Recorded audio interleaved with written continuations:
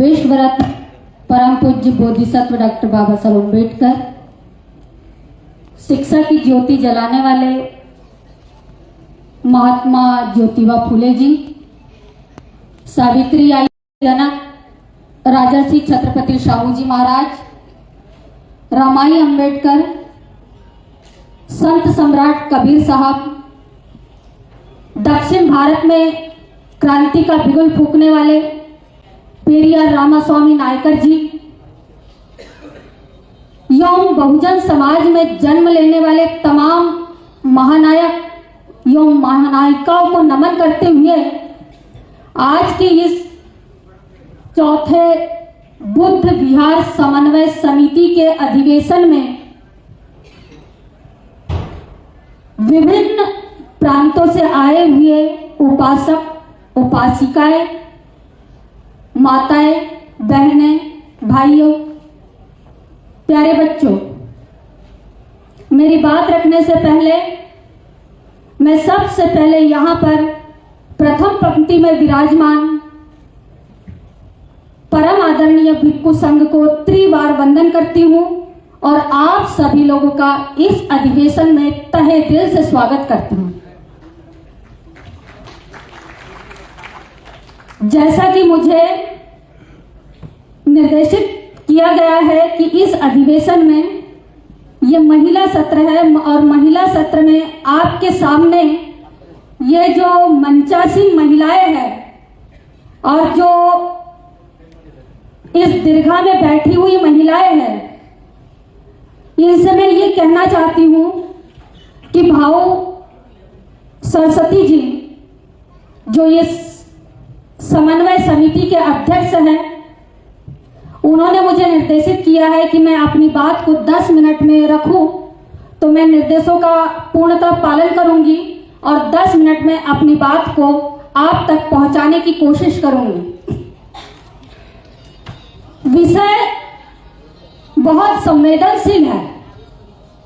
बुद्ध विहार समन्वय समिति ये जो बुद्ध विहारों का समन्वय कर रही है, तो इसमें हम महिलाओं की क्या जिम्मेदारी हो सकती है, क्या भूमिका हो सकती है। बहुत ही संवेदनशील विषय है और इसको मैं नहीं मानती कि इसको कम समय में समेटा जा सकता है, लेकिन हम सब मिलकर हमारी भूमिका के साथ न्याय करेंगे, ऐसी मुझे उम्मीद है। हम इस देश में 50% है। हमको ये कहा जाता है कि आप लोग पुरुषों के कंधे से कंधा मिलाकर आज हम आगे बढ़ रहे हैं। मैं इस मंच के माध्यम से यह बताना चाहती हूं कि हमें कंधे से कंधा मिलाकर आगे साथ नहीं चलना है, हमें आगे आना है। क्यों? क्योंकि हमारे महापुरुषों ने हमारे कंधों पर दोहरी जिम्मेदारी सौंपी है। वैदिक काल में सनातन धर्म के अनुसार महिलाओं का इस समाज में असम्मानजनक स्थान था। उसे चूल अनिमूल सिर्फ रसोई तक सीमित रखा था और बच्चों के पालन परिवेश में उसकी भूमिका थी। लेकिन हम स्त्री, हम महिला जाति एक जीता जागता हुआ इंसान है और हमारे साथ जो हजारों सालों से अन्याय होते हुए आ जाया है, और उसका सिर्फ पुरुष नहीं, महिलाएं भी इसमें भागीदार है। आपको पढ़ना होगा। मैं आपको बताना चाहती हूं कि आज इस देश की कार्यपालिका, विधायिका, न्यायपालिका, क्लास 1, क्लास 2 हर जगह हमारा 50% प्रतिनिधित्व होना चाहिए, लेकिन नहीं है। क्यों? इसमें हमारी भी कुछ कमियां हैं। इस बुद्ध विहार समन्वय समिति के अधिवेशन में मैं इस बात को स्पष्ट रूप से कहना चाहती हूं, India regain it's glorious when it's people turns toward Buddhism.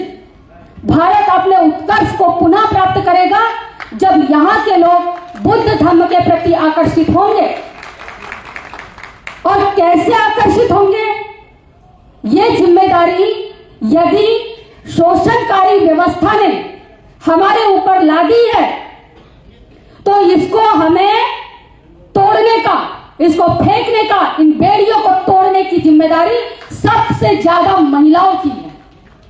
पूर्व वक्ताओं ने इस बात को बताया कि महिलाएं जो है ये एक घर की धुरी होती है, ये सेंट्रल पॉइंट होता है।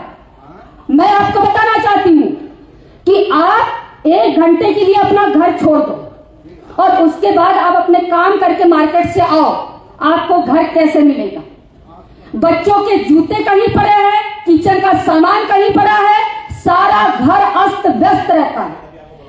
तो क्या आप इस चीज का अनुमान लगा सकते हैं कि इस देश में आपका प्रतिनिधित्व ना के बराबर है तो इस देश की क्या हालत है?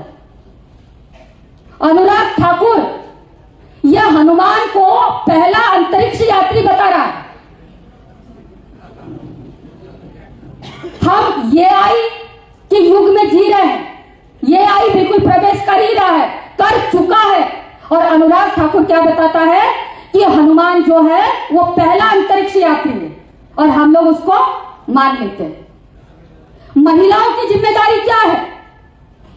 आप एक जन्मदात्री है, आपने महापुरुषों को जन्म दिया है। संत कबीर, फूले, बाबा साहब अम्बेडकर, तमाम महापुरुषों ने आपकी कोख से जन्म लिया। तो आपकी जवाबदारी क्या है? पंचशील। हम लोगों को, मैं आपको बताना चाहती हूं कि इस भारत देश में महिलाओं के दिमाग के ऊपर शासन कर लिया गया है और यदि किसी इंसान के दिमाग को आप अपने कब्जे में ले लो तो वो पूरा इंसान आपके कब्जे में आ जाता है। एक शराबी पिता जो होता है वो अपने बच्चे का उतना नुकसान नहीं करता जितना एक अंधविश्वासी मां अपने परिवार का और अपने समाज का और अपने राष्ट्र के साथ धोखा करती है। शराबी पिता कभी नहीं कहेगा अपने बच्चों को और कभी नहीं चाहेगा कि मेरा बच्चा शराब पिए, लेकिन एक मां यदि अंधविश्वासी है, अशिक्षित है, तो वो अपने बच्चों में भी वही गुण डालेगी। तो सबसे पहले हमें यदि इस देश में क्रांति लानी है, इस देश को बौद्धमय बनाना है, बाबा साहब अम्बेडकर जिनके हम अपने आप को अनुयायी कहते हैं, बाबा साहब के 2 सपने थे। कौन से? भारत को बौद्धमय बनाना, इस राष्ट्र को बौद्धमय बनाना और इस देश की शासन सत्ता पर कब्जा करना। मेरा ये स्पष्ट मानना है कि यदि हमें इस देश को बौद्धमय बनाना है और इस देश में शासन करती जमात बनना है तो हम महिलाओं की जिम्मेदारी सबसे ज्यादा है, क्योंकि 1950 में जब भारतीय संविधान लागू हुआ उस समय महिलाओं को उससे पहले पढ़ने लिखने का अधिकार नहीं था, उसकी अवस्था निकृष्ट थी। लेकिन संविधान लागू होने के बाद हमें समान अवसर मिला पढ़ने का, नौकरी करने का और समाज में अपनी अहमियत को बताने का। लेकिन आज 70 साल के बाद, 76 साल के बाद क्या हम उस स्थिति को प्राप्त कर पाए हैं? स्पष्ट रूप से इसका उत्तर नहीं है। यदि बाबा साहब के संविधान के कारण महिलाएं आगे आई है, उनके हम इतने ऋणी हैं कि हम यदि पूरा जीवन भी न्यौछावर कर दे तो हम उनके ऋण को चुका नहीं सकते हैं। हमें क्या करना है इस देश को बौद्धमय बनाने के लिए? मैं आपको एक चीज और बताना चाहती हूं कि महिलाओं को किस तरीके से ये लोग बरगलाते हैं। यहाँ पे मेरा पुरुष वर्ग भी बैठा है, इनसे मैं अपेक्षा करती हूँ, इनसे मैं गुजारिश करती हूँ कि आपको यदि घर परिवार में निर्णय लेना है, देश हित में निर्णय लेना है, तो आपको अपने परिवार के मुखिया की सहमति लेनी पड़ती है। आपको कहीं बाहर जाना है तो उनकी सहमति लेनी पड़ती है। आपको किस चीज से संतुष्ट कर दिया जाता है? आपको एक शानदार साड़ी दिला देंगे, आपको एक शानदार आभूषण दे देंगे और आप खुश, आपको कोई मतलब नहीं दूसरी चीजों से। लेकिन मैं आपको बताना चाहती हूँ कि आपके पास एक मस्तिष्क है और मस्तिष्क से आप लोग तर्क करना सीखें। आज जब इस भारत देश में चुनाव आते हैं तो क्या चुनाव के समय कोई राजनीतिक दल आपके पास में आता है कि आपकी क्या समस्याएं हैं और आपके लिए क्या नीति बनाना है? क्यों? क्योंकि आप लोगों ने अपनी शक्ति ही इतनी निर्मित नहीं की है कि आपके प्रतिनिधित्व के लिए या आप पूछे तो हमारी लड़ाई सिर्फ और सिर्फ हमको लड़नी है। हमको क्या करना है? हम एक जन्मदात्री है, हम एक बच्चे को जन्म देती है तो हमारे बच्चों में संस्कार हमको बुद्धिज्म के डालना है। एक जो माता होती है वो पहली गुरु होती है बच्चों की, वो एक गुरु है, टीचर है, एक अच्छी मैनेजर है, वो एक अच्छी इकोनॉमिस्ट है, वो एक अच्छी पॉलिटिक्स है। और जब आप, अभी भारत का संविधान है, लेकिन मैं आपको आगाह करना चाहती हूं कि यदि हम आज भी सचेत नहीं हुए तो हमारे संविधान में जो महात्मा फुले से लेकर अर्थात 1848 से लेकर 1956 तक जो अथक संघर्ष हुआ है और उस संघर्षों का परिणाम भारतीय संविधान के रूप में हमारे पास में है, तो वो दिन दूर नहीं कि जब हम अपनी भूमिका न निभाए और हम उसको हासिल ना कर ले तो वो हमसे छीन जाए। बहुत विकट परिस्थिति में है। तो मैं आपको बताना चाहती हूं कि पंचशील के सिद्धांत, आप सभी लोग बिहार में जाते हैं, पंचशील ग्रहण करते हैं, त्रिशरण ग्रहण करते हैं। पंचशील का आचरण प्रत्येक महिला को करना है। हमको सिर्फ बुद्ध वंदना नहीं लेनी है, हमको उसको आचरण में उतारना है। और वो जब हमारे आभूषण बन जाएंगे पंचशील, पाणातिपाता, अदिन्न दाना, मूसावादा, सूरामेर, अमज्ज, पमाद थाना, कामेशु मिच्छाचारा, ये 5 शील जो है, ये 5 शील महिलाओं ने बिल्कुल अपने अंदर किसी भी, इसके लिए आपको किसी भी प्रकार की कुर्बानी देनी पड़े तो आपको देना चाहिए ये 5 शीलों का पालन करने के लिए। और जब इस 5 शीलों से युक्त आप एक नारी रहेंगे तो आप इतने काबिल बच्चे को जन्म देंगे, इतने तेजवान बच्चे को जन्म देंगे, जैसे बाबा साहब हुए, जैसे महात्मा फुले हुए, जैसे कबीर साहब हुए, जैसे साहू जी हुए। तो आपके ऊपर बहुत बड़ी जिम्मेदारी है। मैं आपको एक चीज ये बताना चाहती हूं कि बाबा साहब ने ये चीज कही है, ये बुद्ध विहार समन्वय समिति का अधिवेशन है। किसी भी समाज की प्रगति और कोई भी समाज कब अपने उत्कृष्ट को प्राप्त करेगा? जब तक हम उस समाज में बुद्ध, कोई भी धम्म हो या कोई भी विचार हो, उसका सामाजिक तौर पे प्रचार प्रसार होना चाहिए। आज हमारे देश में जो व्यवस्था है, सुबह हम उठते हैं, हमारे कानों में क्या पड़ता है आप सब लोगों को पता है। तो क्या हम ये चीज स्पष्ट रूप से कह सकते हैं हम बुद्ध धम्म की विचारधारा को हमारे देश में लाना चाहते हैं? तो ये जो विहार है, विहार हमारे लिए एक माध्यम है। जैसे मंदिरों में प्रार्थना होती है, मंदिरों में आरती होती है, वैसे विहारों में जैसे ही हमारी आंख खुलती है, वैसे ही हमारे कानों में, हमारे दिमाग में यदि बुद्ध धम्म की बातें आए तो हमारा पूरा का पूरा दिन उसी चीज को लेकर। आपने एक देखा होगा, एक मनोवैज्ञानिक ये है, आप कोई गाना सुन लीजिए रेडियो पर, वो गाना यदि आपने सुना है तो आप दिन भर उसी लय में रहते हैं, वो ही आपके होठों पर आता है। तो हमको ये प्रयास करना होगा कि हम जब बिहार में जाए और हमारे बच्चों को बुद्धिज्म की शिक्षा दे, हमारे बच्चों को हम लोग बुद्ध धम्म की ओर आकृष्ट करें। हमको दोहरी जिम्मेदारी निभानी है, एक माँ की, एक परिवार की धुरी होने के नाते और एक समाज में अपना स्थान स्थापित करने के लिए हम लोगों की महती भूमिका है। मैं अपने विचारों को इन्हीं शब्दों के साथ समेटते हुए कि आप अपनी भूमिका को बखूबी निभाएंगे, मैं आपसे ऐसी उम्मीद रखती हूँ। और आपको ये जिम्मेदारी जो बाबा साहब ने आपके कंधों पर दी है, इसकी आप लोग पूरी निष्ठा के साथ इसको पालन करेगी और इस देश को बौद्धमय बनाने में अपना योगदान देगी। इन्हीं चंद शब्दों के साथ मैं अपनी वाणी को विराम देती हूँ। जय भीम, जय संविधान, जय भीम।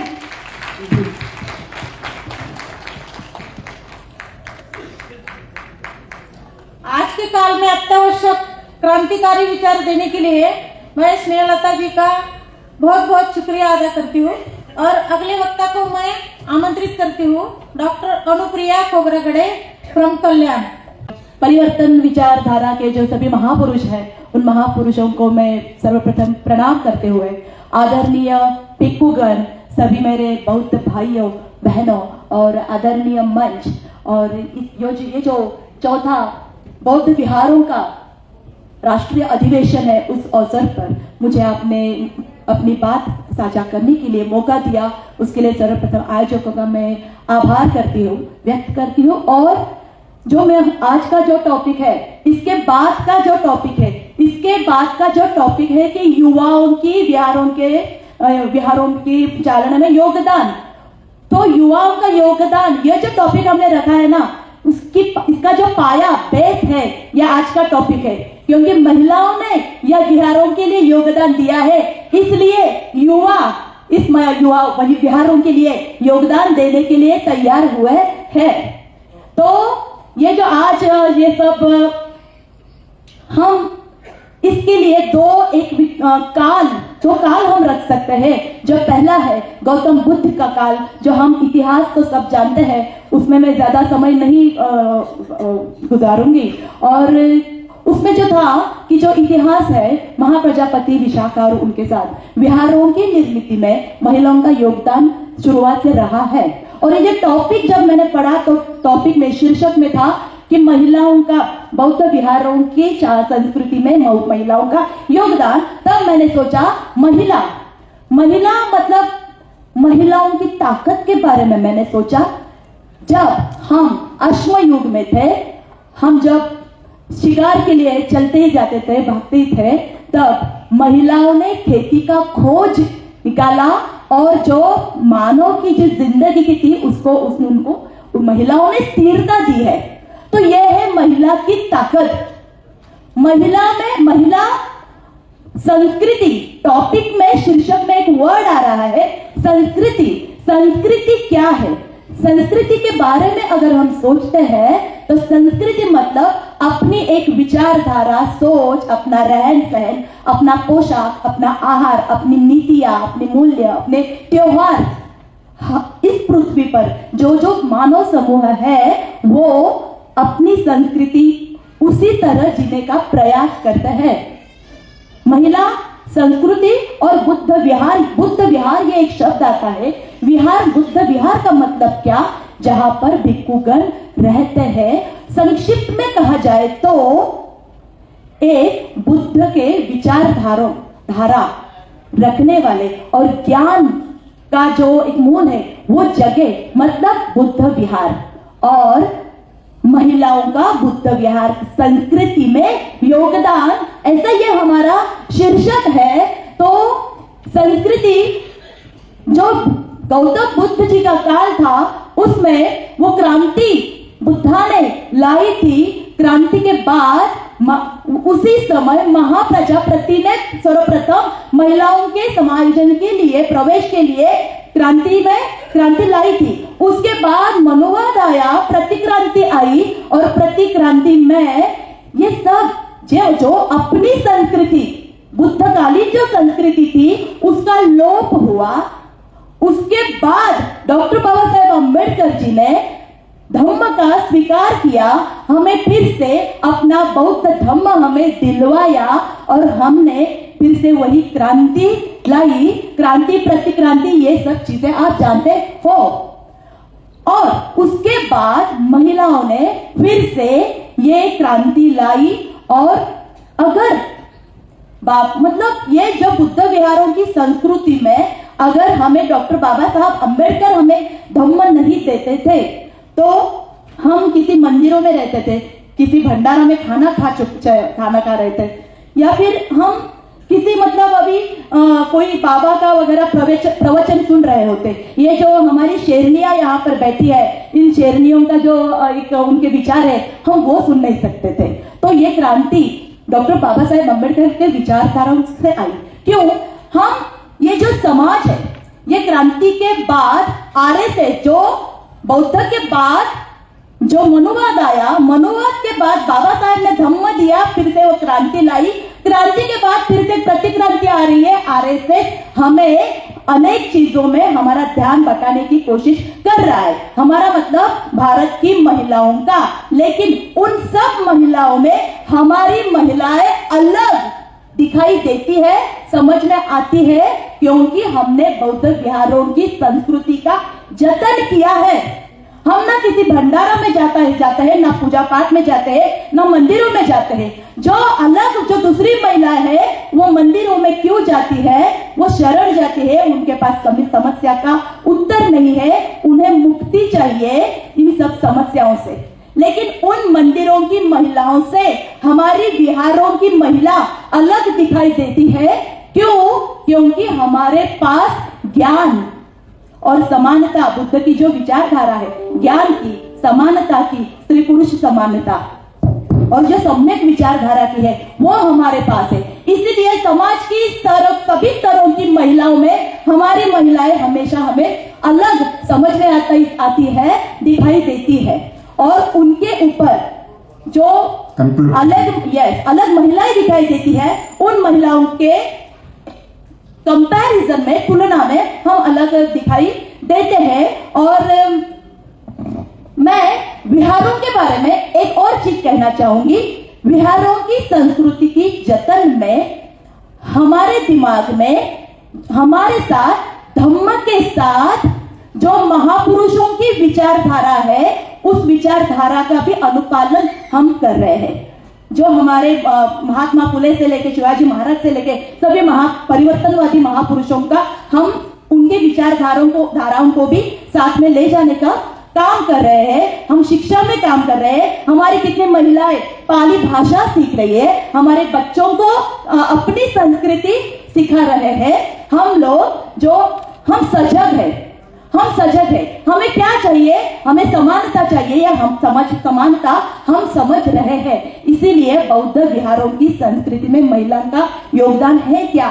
तो निश्चित रूप से योगदान है। और बौद्ध की विचारधारा हम लोग जी रहे हैं। इसलिए समाज की सभी भारतीय स्त्रियों में महिलाओं का, बुद्धिस्ट महिलाओं का स्थान अलग से दिखाई देता है। ये मेरा कंक्लूजन है। धन्यवाद। अगला वक्ता इनवाइट करने जा रही हूँ doctor Meeta गंगवणे from seaweed, Navi Mumbai. आदर्शों को वंदन करती हूँ और सभी मेरे यहाँ दोस्तों को जय भीम करती हूँ। तो एक जोरदार जय भीम हो जाना चाहिए। जय भीम। ये तो मुझे चाहिए था कि सारा ध्यान मेरे पे आए, जिससे कि खाने के जो बाद सत्र होता है, जो नींद आती है, वो थोड़ी कम हो जाए। तो सभी मेरे दोस्तों का मैं यहाँ पे स्वागत करती हूँ। मेरा नाम है डॉक्टर एडवोकेट मीता संजय गंगावणे। थोड़ी मैं अपनी बात कहूँगी। पहले मैं जानना चाहती हूँ कि हमारा ये अधिवेशन हो रहा है बुद्ध विहार समन्वय समिति, और हमारा विषय है महिलाओं का योगदान बुद्ध विहारों में क्या होना चाहिए, कैसे होना चाहिए, या क्या कर रहे हैं। तो कठिनाइयों के बारे में बात करना चाहूंगी। पहले मैं यहाँ जो हमारे उपस्थित दोस्त हैं, उनमें से जानना चाहती हूँ कितने बुद्ध विहारों में महिला अध्यक्ष हैं। आप अपना हाथ उठाएंगे। नहीं, मैं महिला अध्यक्ष की बात कर रही हूँ। पुरुष अध्यक्ष सारे हाथ उठा रहे हैं। महिला अध्यक्ष बुद्ध विहार में, किस बुद्ध विहार में महिला अध्यक्ष है, वो हाथ उठाएंगी। मुझे मेरे भाई कह रहे हैं कि डोंबिवली में विहार में महिला अध्यक्ष है, लेकिन वो अब यहाँ उपस्थित नहीं है, वो गाँव गई है। पहली कठिनाई, ये सबसे बड़ी और सबसे मूल कठिनाई जो है, ये है बुद्ध विहारों में महिलाओं की उपस्थिति। कितनी महिलाएं बुद्ध विहारों में आती हैं और रेगुलर आती हैं, ये सबसे बड़ी कठिनाई है। मेरी बहन हाथ उठानी है, मैंने तो हाथ उठाने नहीं कहा था, आप सब आती हैं, इसलिए आज आप यहाँ आई हैं। तो मैं आपकी नहीं बात कर रही थी, मैं कर रही थी कि जो आम महिलाएं हैं, जो बिहार में आना चाहती हैं लेकिन नहीं आ पाती हैं, उनके घर के काम ही नहीं खत्म होते हैं। आज भी जो महिला है, बॉम्बे जैसे शहर में, मैं खुद एक महिला अध्यक्ष हूँ एक विहार की, लुम्बिनी बुद्ध विहार, सेक्टर 48 नेहरू सीवुड्स।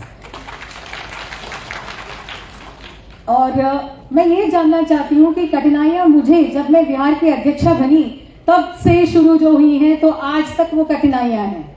पुरुष मंडल को लगता है कब ये संस्था बंद हो जाए महिलाओं की, ये क्यों आगे जा रही हैं। ये क्या बोल रहे हैं, ये बात बिल्कुल सही है। देखिए, महिला मेरी एकदम एग्री कर रही है कि जैसे ही महिलाओं की संगठना शुरू हुई, कि इसका पतन कैसे करना है। लड़ते लड़ते 20 साल हो गए, अब आदत हो चुकी है। अब हमने अपने खुद की स्ट्रैटेजी बना ली है कि भाई इस भाई को कैसे संभालना है। अगर अपना काम करना है तो इस भाई को ऐसे करेंगे, इनका नाम बोर्ड पे बड़ा बड़ा लिख देंगे, अपना काम हो जाएगा। सिर्फ भाई का नाम बोर्ड पे आ गया, मेरा काम हो गया। भाई का एक नाम, मेरी महिलाओं के 100 नाम है। मैं अपना आपको कभी भेजूंगी, जो मैं ऐसा बोर्ड बनाती हूँ, वहां पे 100 महिलाओं के नाम होते हैं, लेकिन एक भाई का नाम तो मुझे लिखना ही पड़ता है ना, मुझे काम जो करना है। तो ये मानसिकता अभी भी जारी है। भाइयों, मैं इसलिए आज यहाँ आई हूँ। यहाँ पे उपस्थिति देखिए, महिलाओं की कम है और पुरुषों की ज्यादा है। महिलाओं का सत्र है तो यहाँ पे महिलाओं के पास ये पैम्पलेट नहीं पहुंचा, क्या घर पे नहीं पहुंचा है, लेकिन उनकी खुद की भी मानसिकता ऐसी हो गई कि नहीं, मुझे तो जाना नहीं, क्योंकि अगर मैंने कहा कि मुझे उल्लासनगर जाना है, अरे वो तो कितना दूर है, वो तो महाराष्ट्र में है, तुम कैसे जाओगी यहाँ से। आज मैं राजस्थान से जो आई है मेरी बहन, उनका मैं स्वागत करती हूँ। बहुत ही अच्छा पोशाक पहनते हैं तो मैं समझ पाएगी राजस्थान से आई हैं, लेकिन वो वहां से आई हैं। मैं उनके भाई का अपना धन्यवाद करती हूँ कि उन्होंने इतना उनको समय लेके उनको साथ लेके आए। यहाँ पे जितने भी आए हैं, तमिलनाडु का ग्रुप था जिनमें मैंने महिलाओं की उपस्थिति देखी, और कितने हमारे यहाँ पे जो भाई हैं अपनी महिलाओं का सहभाग देखना चाहते हैं इस चलवल में। बहुत कम उपस्थिति है। भाइयों, ये आपकी जिम्मेदारी है। मैं ये इसलिए कह रही हूँ क्योंकि जब आप देखेंगे महिलाओं का उत्थान करने के लिए भगवान बुद्ध ने मना पहले किया था। भगवान बुद्ध ने स्वतः मना किया था कि नहीं, मैं उनको स्थान नहीं दे सकता। भगवान बुद्ध ने खुद ने जब मना कर दिया तो लड़ाई थी महाप्रजापति गौतमी की कि नहीं, मुझे स्थान चाहिए, मुझे स्थान चाहिए, और उन्होंने लड़के अपना स्थान वहां पे अर्जित किया है। अंत में भगवान बुद्ध को उन्हें स्थान देना पड़ा। तो भाइयों, जब भगवान बुद्ध ने हमें स्थान दिया है तो ये हम तो उनकी संतान है ना, तो आपका भी यही कर्तव्य है कि महिलाओं को उतना ही आप सम्मान दें, उनको वो स्थान दें, उन्हें वो संधि दे पढ़ने के लिए। मेरी बहनें यहाँ पे सही कह रही हैं कि नहीं, हाँ हमने तो बहुत कुछ कर लिया है, मतलब हमारा बहुत बड़ा हमारा नाम हो चुका है, ऑलरेडी हम कर रहे हैं। आप कहाँ पे हैं मुझे बताइए, कौन से सांस्कृतिक क्षेत्र में हैं आप, धार्मिक क्षेत्र में कहाँ पे आप अध्यक्ष हैं, या आपने क्या अचीव कर लिया। आप कौन सी राजनीति की बात करें, मायावती जी को छोड़ दीजिए, उसके बाद कौन सी महिला है जो राजनीति में आगे आ पाई हैं। ये बहुत गंभीर समस्या है। महिलाओं को भी थोड़ा इस बारे में सोचना है, बुद्धि का हमें इस्तेमाल करना है। बाबा साहेब ने हमारे लिए मनुस्मृति का दहन किया है। मनुस्मृति जो हिंदू पुस्तिका थी जिसमें महिलाओं को कोई नहीं हमें दिया गया था, कोई अधिकार नहीं था। मनुस्मृति को जलाना और संविधान लिखना ये एक ही आदमी ने काम किया है। मनुस्मृति जलाने से रीति रिवाज को खत्म किया है, संविधान से हमें नया अधिकार दिया है। वही बाबा साहेब ने हमें 22 प्रतिज्ञा भी दी है। कितने लोग हम इसमें उसको पालन करते हैं तंतोतन। 22 प्रतिज्ञा तो बोर्ड पे लिखी रहती है, घर में दिवाली आई तो फिर चालू हो जाती है तैयारी दिवाली की। तो अगर हम वो 22 प्रतिज्ञा अपने बाबा की नहीं सुनेंगे, अपने बुद्ध की नहीं सुनेंगे, हम वही हिंदू धर्म में चलते जाएंगे।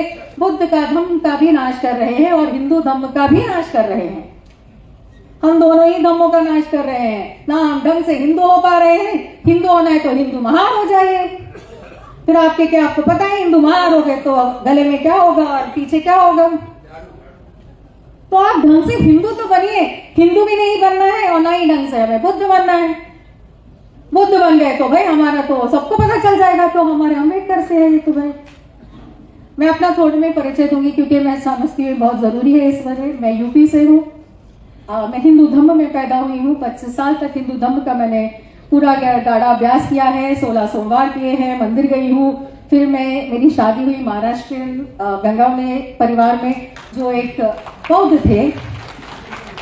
तो 16 सोमवार किए थे। शिव जी को बोला था, महादेव को बोला था कि अच्छा पति मिलना चाहिए। जिस दिन महादेव को बोला कि अच्छा पति चाहिए, मेरी बात सुन लीजिए। तो पहले दिन आए, घर के अंदर मैंने अपना मंदिर लाया। पतिदेव बोले कि नहीं होना चाहिए मंदिर। पतिदेव बोले मंदिर नहीं चाहिए। मैंने बोला क्यों भाई? तो बोलता नहीं हम लोग ये सब नहीं मानते। तो मैं बोला कोई बात नहीं, इसको एक काम करते हैं। पति बोल रहे तो इसको महादेव ने बोला था महादेव ने बोला अच्छा पति, मैंने बोला नहीं नहीं बाबा अच्छा पति नहीं, बोल दिया कि भगवान नहीं चाहिए तो छोड़ दिए। वो गए भगवान कपाट के अंदर थे थोड़े दिन, कपाट से भी थोड़े दिन के बाद बाहर गए, लेकिन वो जो मन में भगवान थे उनको निकालने में बहुत तकलीफ हुई और उसके लिए बुद्ध पढ़ने, बाबा साहब पढ़ के फिर मैंने ये धम्म स्वीकार किया है। 1 मिनट रहा मैंने। बिल्कुल sir, just a minute, one more minute I will take and I will request all my friends over here, Dhamma का आप पहले अध्ययन करें, सभी अपना धम्म का अध्ययन करें, फिर उसका प्रचार प्रसार करें। अगर आप बहुत अच्छे बौद्ध हैं तभी आप आगे जाएं। मेरी पढ़ाई में बीकॉम हूँ, मैं एमएससी हूँ आईटी में, मैंने एमबीए किया है, मैं एलएलबी हूँ, मैंने एमए पाली किया है, मैंने PG diploma in Ambedkar course किया है, मुझे डॉक्टरेट डिग्री मिली है यूएसए से सोशल सर्विस के लिए। इसके साथ साथ मैं कॉर्पोरेट का बहुत सारा एक्सपीरियंस रखती हूँ। मैंने रिलायंस, वोडाफोन, एनआईटी एक्टेड में मैनेजरियल रोल किए हैं और आज मैं भारतीय बौद्ध महासभा के साथ भी काम कर रही हूँ और बुद्ध विहार समन्वय समिति के साथ भी काम कर रही हूँ। और ये जो सच्चा धम्म है, अगर आपको इसका प्रचार प्रसार करना है दोस्तों, तो इससे पहले पढ़िए, धम्म से पढ़िए, हिंदू धम्म को छोड़कर धम्म में आइए। आपकी प्रगति का यही एकमात्र रास्ता है। यहीं भी मैं रुकती हूँ। जय भीम, नमो बुद्धाय। धन्यवाद गंगोनी मैडम। जय भीम, नमो बुद्धाय। मैं कोशिश करती हूँ मेरे विचार हिंदी में रखने की, अगर कुछ भूल हो गई तो मुझे माफ कर देना। तो मैं पहले बुद्धा ने बोला था कि इंसान को सेंटर में रख के, बुद्धा ने जो बताया कि इंसान सबसे कितना महत्वपूर्ण है, उसमें जागरूक होना चाहिए। उसमें इंसान बोले तो महिलाएं और पुरुष दोनों भी आते हैं, तो सही मायने में हम जागरूक हुए हैं क्या, इस बात पर मैं मेरे विचार रखना चाहती हूँ। मैं मेरी महिलाओं को, सहेलियों को पूछ रही हूँ कि क्या हम सही में हमारा योगदान दे रही है। बुद्ध विहारों में हम कितना जाते हैं ये मायने नहीं रखते, हम धम्म के विचारों के अनुसार हम उस प्रकार जीते हैं, हम उसको आचरण में लाते हैं, हमारे फैमिली में वो विचार हम देते हैं क्या, ये हमें आज सोचना होगा। प्रेजेंट में हमें जीना है तो ये हमें अनिवार्य है कि सही में ये विचारों के साथ हम जीते हैं। धम्म ने क्या कहा कि सब मनुष्य समान है, हम सब इक्वल है, हम सब कनेक्टेड है। हम क्या एक दूसरे को ऐसे कनेक्ट करते हैं, हम महिलाएं एक दूसरे को कनेक्ट करती है, ये हमें आज सोचना होगा। हम अपने आप से कनेक्ट है, हम जागरूक है क्या। बुद्ध धम्म का जो सार है, जो बेस है, मनुष्य का विकास यहाँ से होता है, बुद्धि से होता है। वो क्या हो रहा है, वो सही मायने में क्यों नहीं हो रहा है, इसीलिए हमें धम्म पढ़ना चाहिए, बुद्ध पढ़ना चाहिए। बुद्ध एंड इज धम्मा। बाबा साहब ने जो हमें कहा, बाबा साहब ने कहा कि हमारा जो सेल्फ रिस्पेक्ट है, उसकी और हमारी लड़ाई थी, सेल्फ रिस्पेक्ट की। क्या उसलिए हम लड़ रहे हैं, हमारा सेल्फ रिस्पेक्ट जागरूक है या नहीं है, ये भी हमें सोचना चाहिए। ऐसा मुझे लगता है। अगर महिलाओं का बुद्ध विहार में सही मायने में योगदान होता तो आज पूरा हाल महिलाओं से भरा होता, ऐसे मुझे लगता है। लेकिन मैं खेद के साथ कर रही हूँ कि हमें बहुत जरूरत है, बहुत काम करने की, अपने आप पर काम करने की और धम्म पर काम करने की जरूरत है। और पहले हमारे कुटुंब में, हमारे फैमिली में धम्म को बढ़ाना होगा, तभी हम आजू बाजू में धम्म को फैलाएंगे और विहार का नजरिया बदल देंगे। सुबह के सत्र में तो बताया, श्याम दादाजी ने और भंते जी ने भी बताया कि विहार कैसे होना चाहिए। विहार होने के साथ साथ हमारे में डिसिप्लिन होना चाहिए, हमारे में अवेयरनेस होना चाहिए, जागरूकता आनी चाहिए। ये जो हमें कहा, ये सही मायने में हम कर रहे हैं क्या, इस बात पर हमें विचार करना चाहिए, ऐसा मुझे लगता है। अगर महिलाओं का योगदान सही मात्रा में विहारों में होता तो आज नजरिया अलग होता, आज नजरिया बुद्ध विहारों का नजरिया अलग होता। क्योंकि हम स्त्री, हम महिलाएं सोर्स है, वी आर द सोर्स। ये हम भूल गए हैं महिलाएं, और हम महिलाएं बहुत पीछे चली गई है। हम मानसिक गुलाम हो गई थी, और वो मानसिक गुलामी से हमें बाबा साहब फुले ने, शाहू महाराज जी ने निकाला है। तो हमें जो विचार है, क्रांतिकारी विचार है, वो क्रांतिकारी विचारों के साथ हमें चलना चाहिए। और विहारों में भी हमें काम करने की बहुत जरूरत है। एक अच्छा मॉडल, विहारों का एक अच्छा मॉडल हमें निर्माण करना होगा। जिस तरह से उस वक्त लेनियों में वहाँ पे अध्ययन होता था, चिंतन मनन होता था, उसी प्रकार हमारे विहारों में हमारी महिलाएं चिंतन मनन करे, उसमें से सॉल्यूशन निकाले और वहाँ पे बाल संस्कार देने शुरू कर सकती है हमारी महिलाएं। बहुत कुछ कर सकती है हम। वी आर वेरी पावरफुल, इतना कहकर मैं मेरे दो शब्द समाप्त करती हूँ। जय भीम, नमो बुद्ध। तथागत भगवान गौतम बुद्ध को नमन, परम पूज्य डॉक्टर बाबा साहब अम्बेडकर को नमन, भंते जी को नमन, आप सभी धम्म बंधुओं को जय भीम, नमो बुद्धाय। वैसे मैं महाराष्ट्र से हूँ, नागपुर से। मेरी सर्विस है दिल्ली में, इसलिए पिछले 35 सालों से दिल्ली में रह रही हूँ। और आज मैं हिंदी में ही बोलूँगी, क्योंकि जो राजस्थानी बहन जी है, पहले सत्र में पूरा टाइम बाहर रही, उसे कुछ भी नहीं समझ में आया। सारे वक्ताओं ने मराठी में भाषण दिया है। दूसरी बात, जितने भी मराठी गीत गाए हैं, वक्ता ने ये भी नहीं बताया कि इस गाने का अगला मतलब क्या है। अगर ये राष्ट्रीय अधिवेशन है तो हमें पूरे राष्ट्र को साथ में लेकर के चलना होगा। मैं पिछले 35 सालों से दिल्ली में हूँ और दिल्ली के समता बुद्ध विहार की मैं एग्जीक्यूटिव मेंबर हूँ। मेरे हस्बैंड भी आए हैं, प्रकाश जांबुडकर जी मुझे साथ लेकर के आए थे यहाँ तक के। तो जैसे कि कहा गया है, जिच्या हाथी पाळण्याची दोरी ती जगाला उद्धारी। जिसके हाथ में झूले की रस्सी है, जो एक इंसान बनाती है, वो जग का उद्धार करती है, वो विश्व का निर्माण करती है, वो विश्व को आगे बढ़ाती है। तो ऐसे ही विश्व को उद्धार देने के लिए जितने पुरुष यहाँ खड़े हैं, उतनी महिलाएं नहीं हैं। और बिहार तक के भी जाने के लिए जितने पुरुष जाते हैं, उतनी महिलाएं भी नहीं जाती है। मैं समता बुद्ध विहार की एग्जीक्यूटिव मेंबर होने के नाते मेरे हस्बैंड मुझे हर संडे विहार लेकर के जाते हैं, और वहां भी पुरुषों की संख्या कम है, महिलाओं की संख्या कम है, पुरुषों की संख्या ज्यादा है। और हम बार बार बोलते हैं कि महिलाओं को साथ लेके आइए, महिलाओं को साथ। तो सभी बोलेंगे उसको कपड़े धोने थे, उसको खाना बनाना था, उसको कोई और जाना था, कहीं और जाना था। बट हम 7 दिन सारे काम करें, एक दिन बुद्ध विहार के लिए जरूर निकालें, और सभी लोग निकालें। मेरी रिक्वेस्ट है ये सारे, एक हफ्ते के अंदर अगर हम एक दिन अपने विहार को नहीं दे सकते तो हम कौन से दिन देंगे? काम तो रोज के ही होते हैं। बहरहाल हम कम से कम 4-4.5 हजार लोग मराठी लोग हैं समता दिल्ली में, और हम एक दूसरे से कनेक्टेड हैं। हम बहुत अच्छे अच्छे प्रोग्राम चलाते हैं। यहाँ सभी ने बोला है अभी तक के वक्ताओं ने कि क्या करना चाहिए महिलाओं ने, और दिल्ली में रहने वाली महाराष्ट्रियन महिलाएं क्या कर रही है, मैं अभी ये बताती हूँ। हम रमाई ग्रुप चलाते हैं और महीने की एक मीटिंग लेते हैं, और जस्ट लाइक किटी जो होती है, ऐसे सब लोग मिलकर के खाना खाते हैं। किसका बच्चा क्या पढ़ रहा है, कोई सर्विस में है तो अच्छी बात है, अगर नहीं है, किसके बच्चे के अच्छे मार्क्स आए हैं, किसको कहाँ कमी पड़ गई है, हम कलेक्शन करके उस बच्चे को आगे भी बढ़ाते हैं। एक सावित्रीचा लेकी ऐसा हम एक धम्म ग्रुप चलाते हैं, उसमें भी हम यही काम करते हैं। गरीब बच्चों को, थोड़ा सा जो बैकवर्ड है, फाइनेंशियली वीक है, ऐसे बच्चों को हम आगे लेकर के आते हैं। एक हमारा और महिलाओं का ग्रुप चलता है, धम्म भूमि श्रेष्ठ जीवन, वो भी चलाते हैं, और वो एक अलग ग्रुप है जो महाराष्ट्रियन महिला इसको आगे लेकर के जा रही है। समता बुद्ध विहार में हर संडे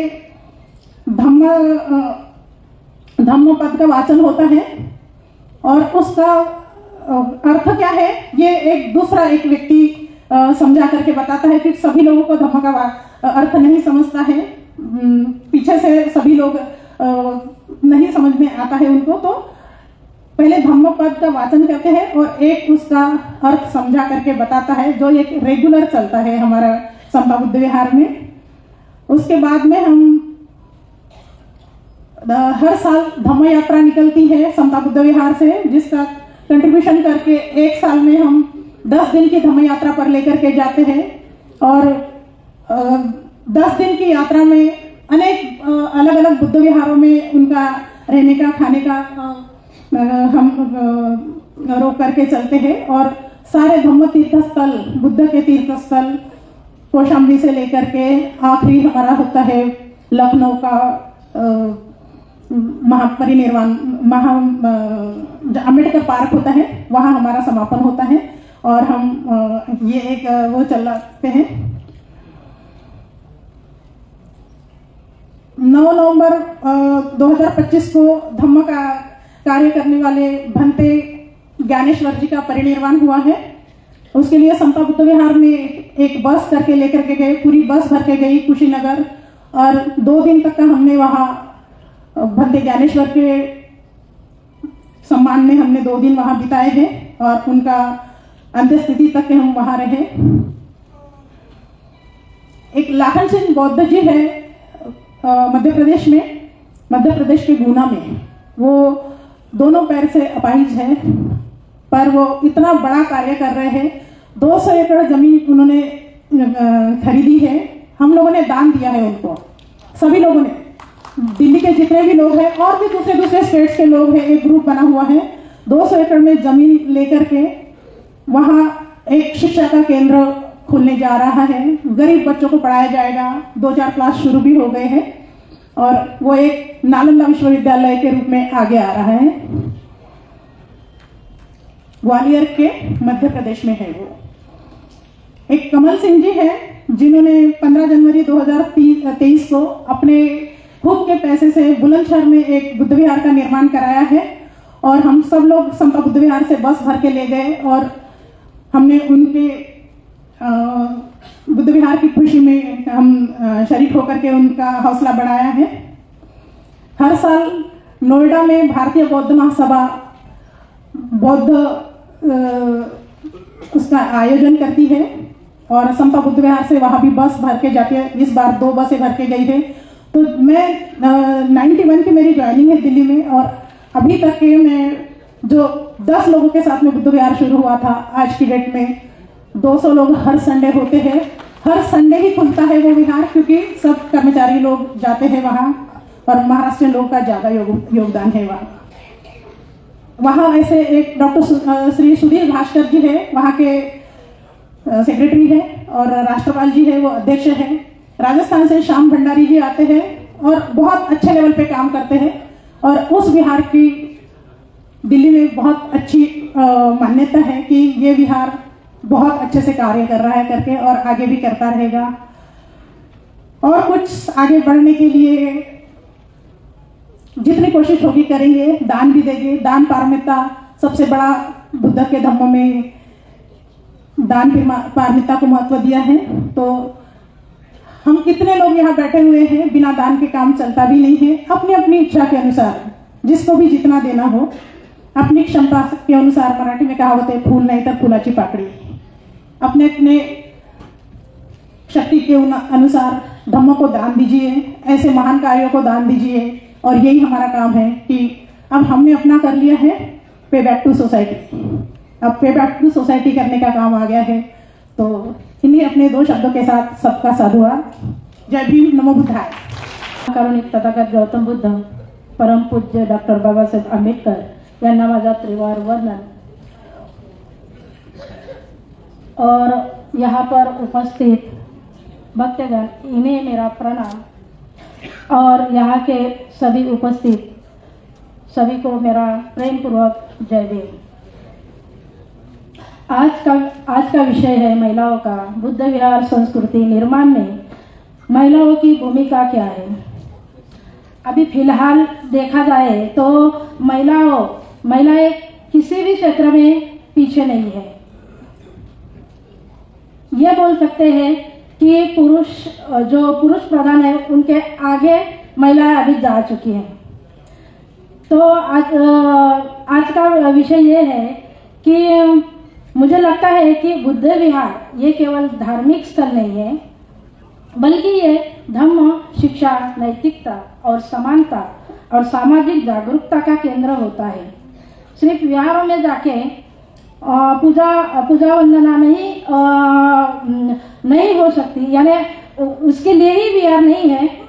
तो वहाँ पे एक दूसरे की बातचीत होना जरूरी है, और वो बातचीत की देवान घेवान एक दूसरे के साथ बहुत जरूरी है।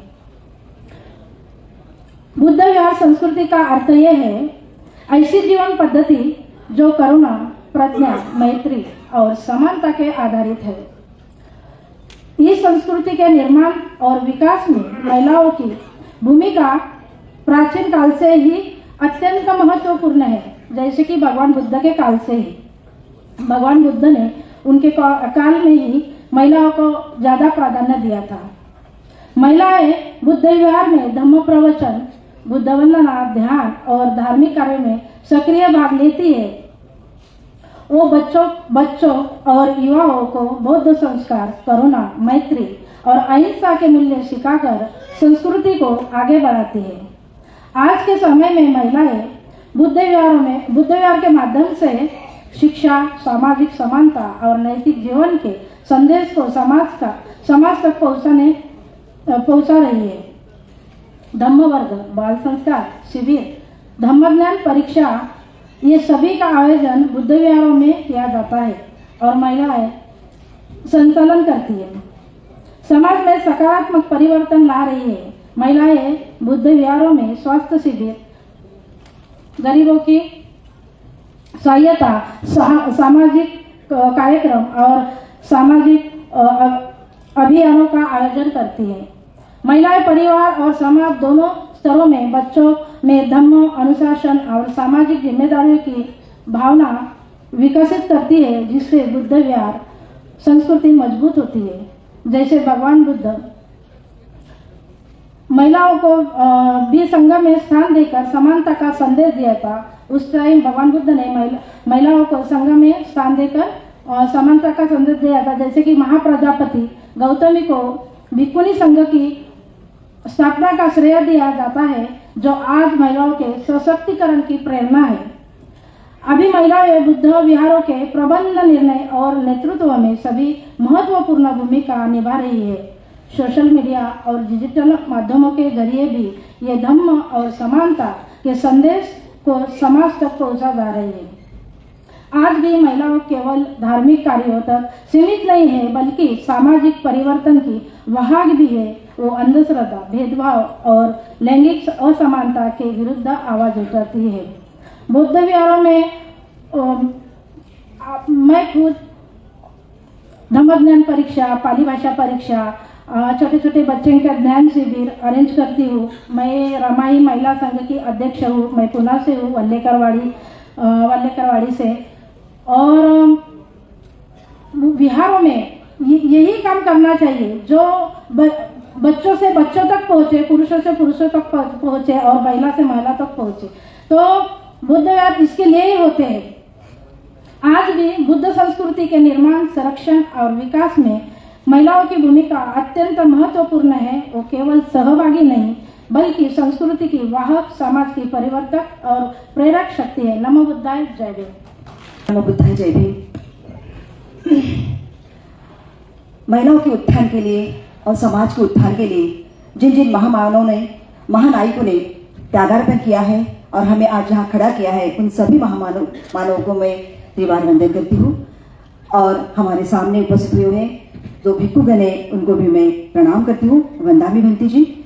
और आज के इस कार्यक्रम में, यानी इस अधिवेशन में आप सभी जो पधारे हुए हैं, आप सभी का मैं तहे दिल से स्वागत करती हूँ। और सबसे पहले मैं आप सभी को हमारे नागपुर की आन बान शान जो है, जो हमारे अशोक सरस्वती जी, उनके लिए तालियां गूंज जानी चाहिए, क्योंकि आज उन्हीं की वजह से आज का एक चौथा अधिवेशन जो हो रहा है, जो बुद्ध धम्म केवल बिहारों तक नहीं, गांव तक नहीं, शहर तक नहीं, तो पूरे देश भर में फैलाने का काम जो कर रहे हैं, वो हमारे अशोक सरस्वती दादा, उनको मैं तहे दिल से धन्यवाद देती हूँ। और मुझे वक्त पर 5 मिनट बोलने का वक्त दिया है, वो सम्मान दिया है, उसके लिए भी मैं आपकी बहुत शुक्रगुजार हूँ सर।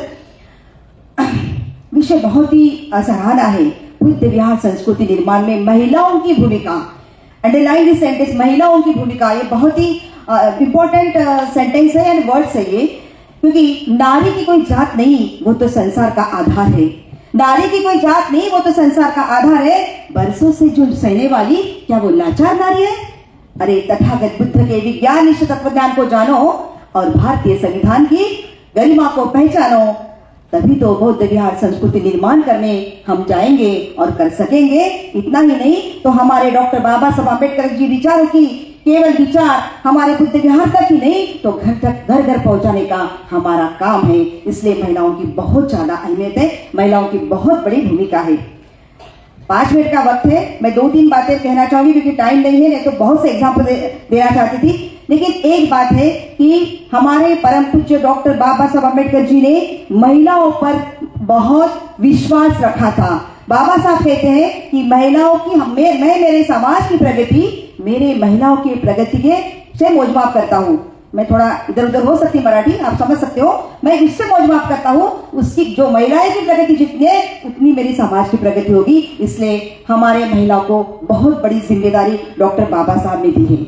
उसके पहले तथागत गौतम बुद्ध ने, यानी हमारा पहला मुक्ति दिन होगा तो वहां प्रजापति गौतमी ने जहां पे अपना भिक्षु संघ निर्माण किया है, वो हमारा पहला मुक्ति दिन है महिलाओं का। उसके बाद तो फुले जी ने हमारे साथ हमारे महिलाओं के अस्तित्व लिए पढ़ाई का जो योगदान दिया है, और उसके बाद तो भारतीय संविधान में डॉक्टर बाबा साहब अम्बेडकर जी ने, परम पूज्य महामानव डॉक्टर बाबा साहब अम्बेडकर जी ने हमारे स्त्री पुरुष समानता का संविधान में निर्देश किया है। इसलिए महिलाओं को अस्तित्व है, लेकिन महिलाओं को अस्तित्व पहचानना चाहिए, उसको उसके खुद से लड़ाई करनी है।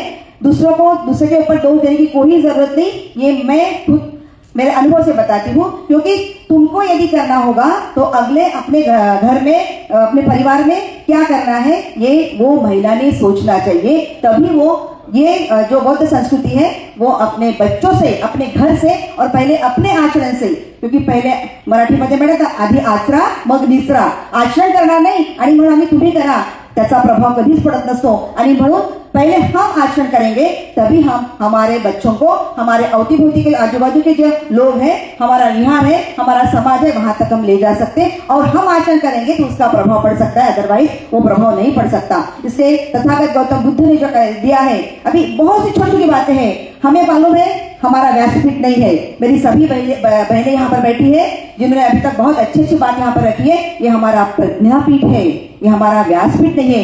छोटे छोटे लफ्ज हमको डिलीट करना है हमारे डिक्शनरी से, ये भी हमारी संस्कृति है। ये संस्कृति हमने जानना चाहिए। हम हमारे घर में, अभी मैं एक रिसेंट एग्जाम्पल देना चाहती हूँ, और मैं यहाँ पे डॉक्टर जांबुले सर बैठे हैं, उनको भी मैं धन्यवाद देती हूँ कि उनकी वजह से हम यहाँ तक आ गए आज, तो उनको भी मैं धन्यवाद देना चाहती हूँ इस मंच पर से। तो ये जो है हमारा संस्कृति निभाना है। संस्कृति ये बात नहीं है कि हम बिहार में जाए, क्योंकि हम नौकरी वाले हैं, हम बिहार में हर बार भी नहीं जा सकते, लेकिन उससे भी बिहार न जाने के बाद भी हम बिहारों जैसा काम समाज में कर सकते हैं। ये भी सब महिलाओं ने ध्यान में रखना चाहिए। एक बात मैं मेरे घर की बताना चाहती हूँ। मेरे नाती का बर्थडे था, तो हम हमारे होटल में जाते हैं, केक कटवाते हैं, हम कुछ बहुत एंजॉय करते हैं। बट मैंने इस बार सोचा जब तक हमें मेच्योरिटी नहीं है तब तक ठीक है, लेकिन जब हमें धम्म समझने लगा तो धम्म का काम हमें हमारे घर से, हमारे आजू बाजू के लोगों तक लेके जाना चाहिए। इसलिए हमने अभी, उसका बर्थडे था 21 फरवरी को, तो मैंने उसका बर्थडे केळझर के विहार में किया। वहां पे पूरे 70 शामिल बच्चे हैं, जो कि 34 से लेके तो 12वीं तक, और मैंने अपने बच्चों के हाथों से, वो बच्चा जब परोसता है, जब बच्चा देखता है, संस्कार किए नहीं जाते, संस्कार अपने आप होते हैं, अपने आचरण से होते हैं। वो बच्चा जब देख रहा था कि नहीं ये 70 सामने कहाँ से, कोई गांव से, कोई शहर से आए हैं, वो जब वो देखता है तो उसके दिमाग में कुछ ना कुछ तो रहता है, क्योंकि बचपन के संस्कार बहुत जल्दी मिटते नहीं। दूसरी बात, मेरा 2.5 साल का पोता है, उसके हाथ से मैंने पूरे शाम को डॉक्टर बाबा साहब अम्बेडकर जी का किताब जो है, वो किताब मैंने सबको दिया है, उसके हाथ से दिया है। तो ये जो संस्कार है, ये जो आपने यहाँ पे लिखा है कि बुद्ध विहार संस्कृति में महिलाओं की भूमिका, ये बुद्ध विहार संस्कृति में महिलाओं की भूमिका जब घर से चालू करेगी तो वो बुद्ध विहार तक जाएगी, समाज तक जाएगी, और ये बहुत जरूरी है। इस तरह का बुद्ध धर्म का तत्व ज्ञान हमें पालने की जरूरत है, पहले खुद में अंतर्यामी करने की जरूरत है, तभी हम बाहर कर सकते हैं। इसलिए मैं जाते जाते यही बोलूंगी, क्योंकि जो हमारा तत्व ज्ञान है, वो तत्व ज्ञान किसी तो भी बोला है, उद्घाटन से तो बहुत ही सराहना हुआ, बहुत ही अच्छा हुआ है, और बहुत से लोगों ने हिंदी में बात की, 1-2 लोग छोड़े तो बहुत से लोगों ने हिंदी में बात की है। तो ये जो हमारा कारवा है, जो आगे आगे बढ़ते जाने वाला है, ये बुद्ध का तत्वज्ञान है। तो ये तत्वज्ञान लोगों तक जाने के लिए ऐसी सेमिनार, ऐसे एफिलिएशन होना जरूरी है। और किसी ने बोला है कि आप, बहुत लोगों ने बोला है कि आप अकेले सिंगल पर्सन आए हो, आदमी लोग। मैं बोलती हूँ कि नहीं, बाबा साहब ने बोला था, हम नहीं बोलते, बाबा साहब ने बोला था हर पुरुष ने अपने पत्नी को लेकर जाना चाहिए कोई भी कार्यक्रम में। तो आप लोगों की बहुत बड़ी जिम्मेदारी है अपने पत्नी को लेकर आने की। दूसरी बात, अभी तो और ज्यादा परिवर्तन हुआ है, मैं खुद से अनुभव से बताती हूँ। अभी एक दिन पूरण मेश्राम साहब बोल रहे थे, अशोक सरस्वती, हमारा 1942 का प्रोग्राम था कि महिलाओं ने वही डॉक्टर बाबा साहब का उन्होंने सेंटेंस बोला था, तो मैंने बोली अभी तो इतना परिवर्तन हुआ है, अभी आदमी को अपनी वाइफ को लेके आने की जरूरत नहीं, हम वाइफ लोग हमारे आदमी को लेके आते हैं अभी। तो ये परिवर्तन हमें करना चाहिए, जो मैंने किया है इसलिए मैं ठाम के बताती हूँ कि ये परिवर्तन हमें करना चाहिए। तो इस तरह का परिवर्तन यदि हम कर सकते हैं, हमें डॉक्टर बाबा साहब अम्बेडकर जी का बहुत विश्वास था, ये करना जरूरी है। आप सभी इस पर ध्यान दोगे, ऐसा ही लेकर मैं सभी को धन्यवाद देते हुए मैं 2 लाइन कहना चाहती हूँ कि हमारा बुद्ध का तत्व ज्ञान कोई नहीं मिटा सकता। कितने बार मिटाने की कोशिश की, लेकिन डॉक्टर बाबा साहब ने हमें फिर से वो प्रदान किया है, तो अभी वो मिटना नहीं चाहिए। इसकी जिम्मेदारी हम सभी की है। बौद्ध है कोहिनूर जगत का, बौद्ध है कोहिनूर जगत का, खो न जाए संभालो उसे, रत्न ये अनमोल निराले दिल के पास रखो इसे, रत्न ये अनमोल निराले दिल के पास रखो इसे। धन्यवाद। जय बुद्ध, जय भीम, जय संविधान, जय विज्ञान। महाकारुणी तथागत गौतम बुद्ध, बोधिसत्व डॉक्टर बाबा साहब अम्बेडकर जी और इन्हीं विचारधारों में जो महामानव महामाताएं, इन सबको मैं पहले इन सबका स्मरण करती हूँ, अभिवादन करती हूँ। आज इस बहुत बड़े सांस्कृतिक समारोह में जो उपस्थित है वो हमारे भिक्षुगण को मैं वंदन करती हूँ। यहाँ मंच पर हमारी बहना है, सोशल मूवमेंट में जो सहभाग देती है, बहुत बड़ा काम है इनका जिन्होंने आयोजन किया है वो हमारे बंधु अशोक सरस्वती जी। मैं उनको मेरे बड़े जेठ मानती हूँ, मेरे हस्बैंड और उन्होंने साथ में काम किया है। दिगंबर हजारे साहब जी है इधर, उनको साथ देने वाले। ये बहुत बड़ी त्याग के साथ काम करने वाली ये बहुत बड़ी टीम है। मुझे बहुत रिस्पेक्ट है उनके लिए। मेरे सामने भी बहुत सारे सम्माननीय कार्यकर्ता बैठे हैं।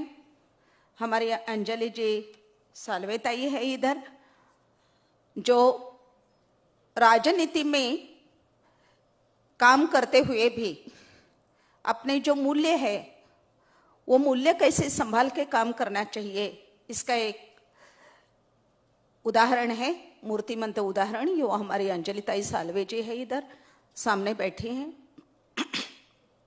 मेरे सामने रामटेके सर जी है और उनकी सहचारिणी जो मेरी सहकारी रही है काम में और मेरी बहुत अच्छी फ्रेंड है सिंधु ताई रामटेके जी। किरण सोनावणे जी बैठे हैं सामने, शुक्राचार्य गायकवाड़ जी है, भालेराव जी है और बहुत सारे नाम हैं, रोहिणी ताई है, बहुत सारे जन हैं।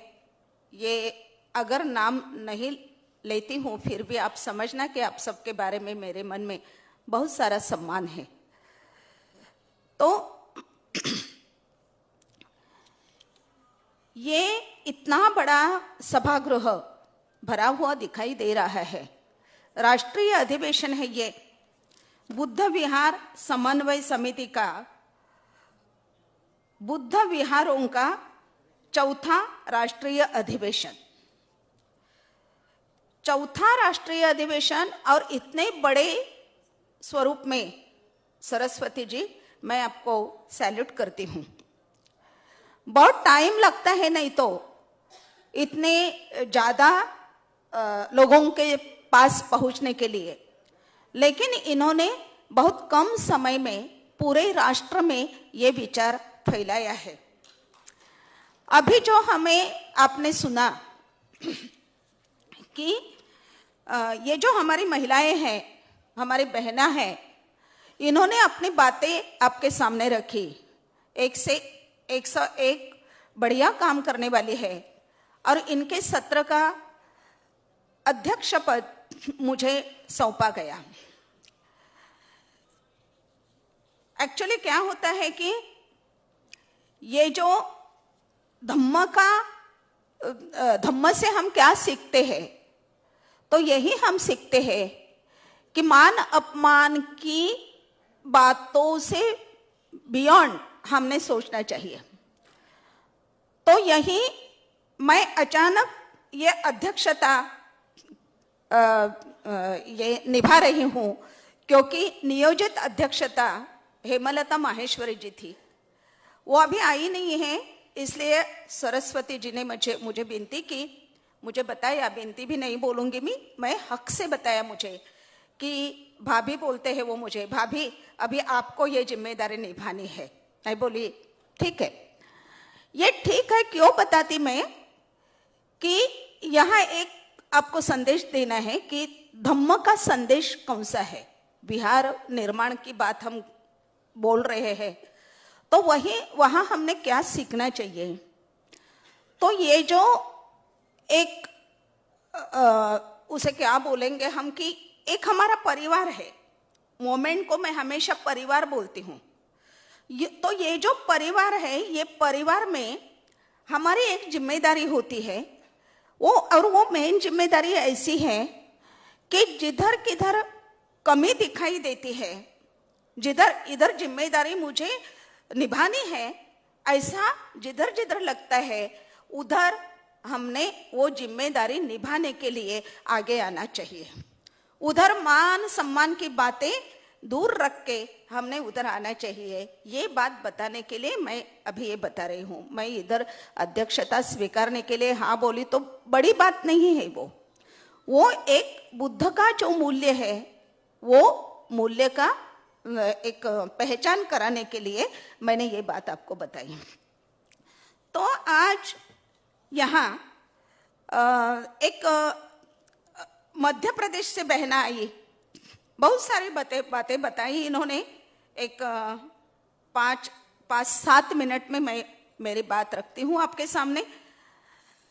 लेकिन इन्होंने जो इतनी महत्वपूर्ण बातें बनाई वो मुझे दोहरानी ही चाहिए, और उनका एक सूत्र लेके मैं मेरी बात आगे 5 मिनट में आपके सामने रखूंगी।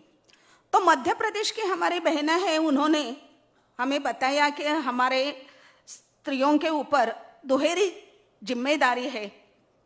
बुद्ध धम्म के प्रति लोग आकर्षित होंगे तभी देश की उन्नति होगी या देश को वैभव प्राप्त होगा।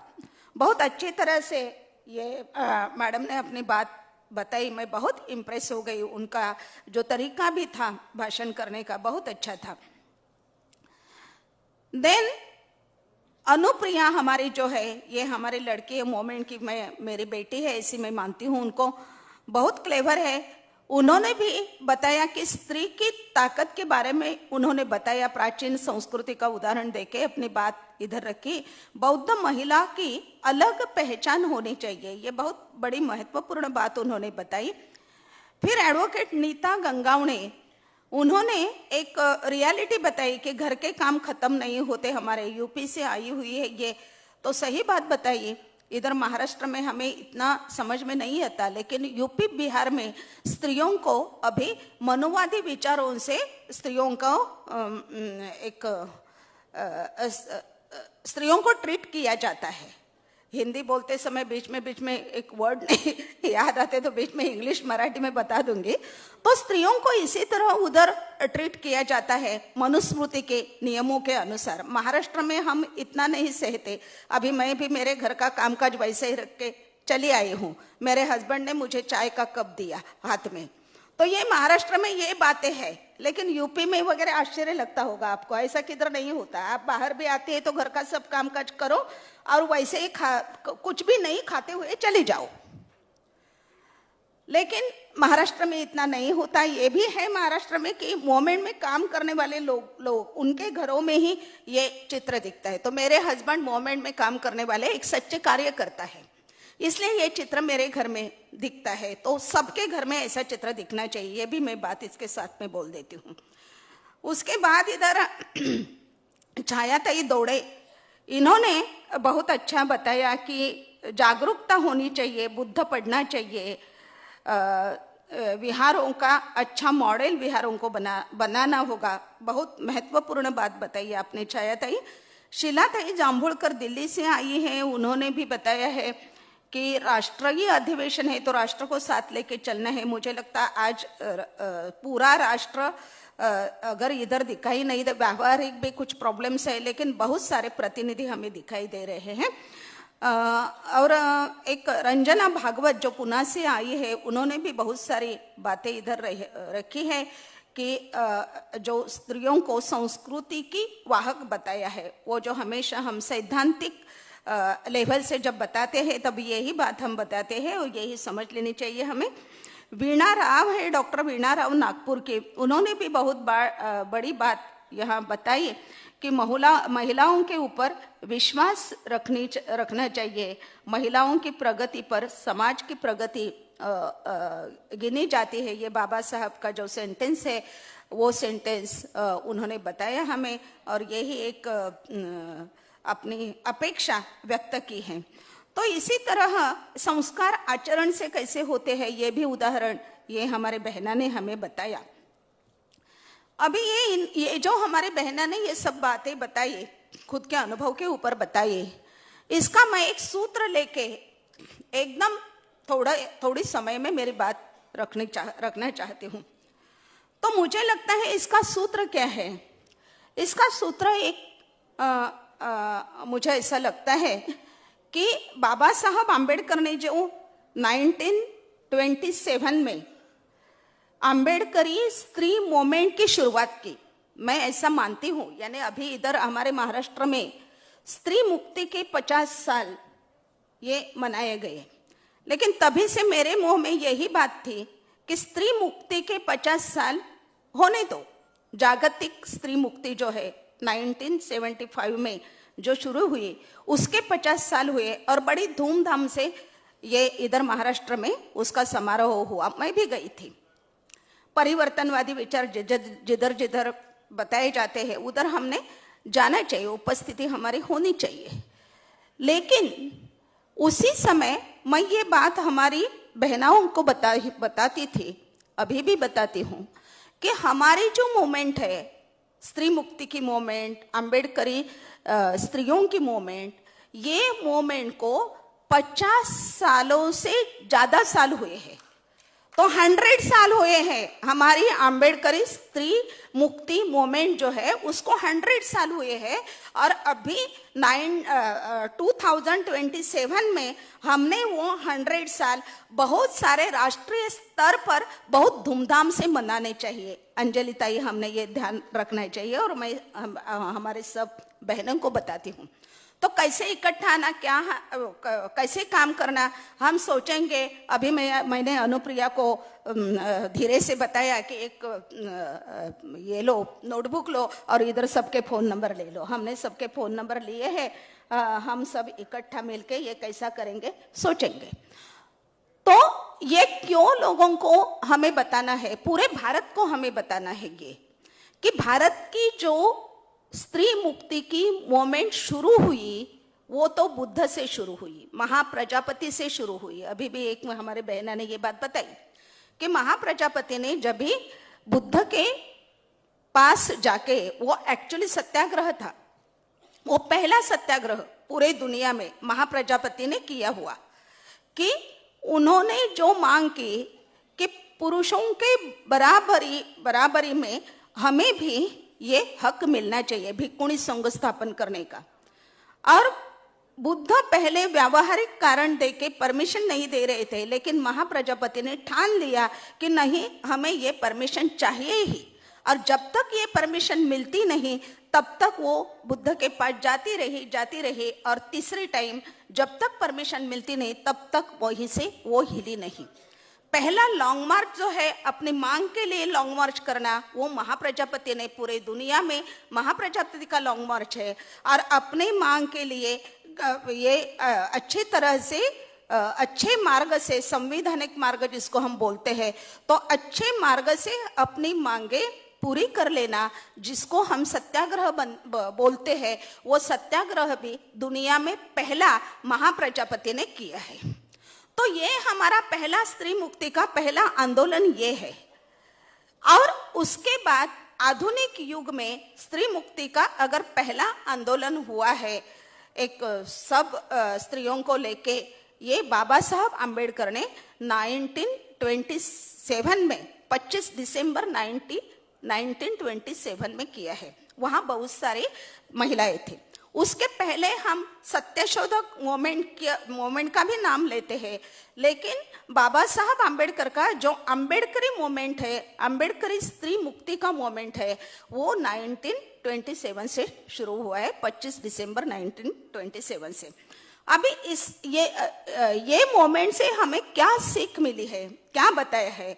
तो एक दो जो घटना है, एक हमारी बहना ने भी अभी बोली कि मनुस्मृति का दहन करना, और मनुस्मृति में जो स्त्रियों को या इंसान को, स्त्रियों के बारे में बोलते हैं हम लोग, इसलिए मैं स्त्रियों के बारे में बताती हूँ कि स्त्रियों को जो अधिकार नकारे थे मनुस्मृति में, इसलिए वो मनुस्मृति को जलाया।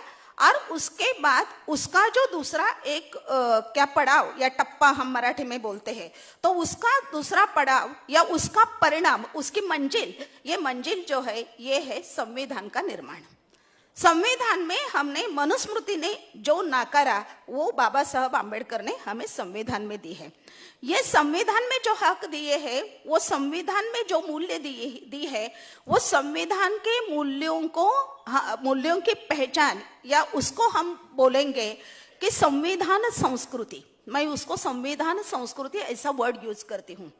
तो ये जो संविधान संस्कृति है, ये संविधान संस्कृति में जो मूल्य है, संविधान में जो मूल्य है, ये मूल्य हम देखेंगे जैसे समता है, बंधुता है, विज्ञान निष्ठा है, लोकशाही है, धर्मनिरपेक्षता है। ये जो मूल्य है संविधान के, ये मूल्य हम देखेंगे तो उसका नाता हमें बौद्ध संस्कृति में दिखाई देता है। बौद्ध धम्म में हमारा उसका एक ये नाता हमें दिखता है। यानी धम्म संस्कृति और संविधान संस्कृति ये दो अलग है ही नहीं।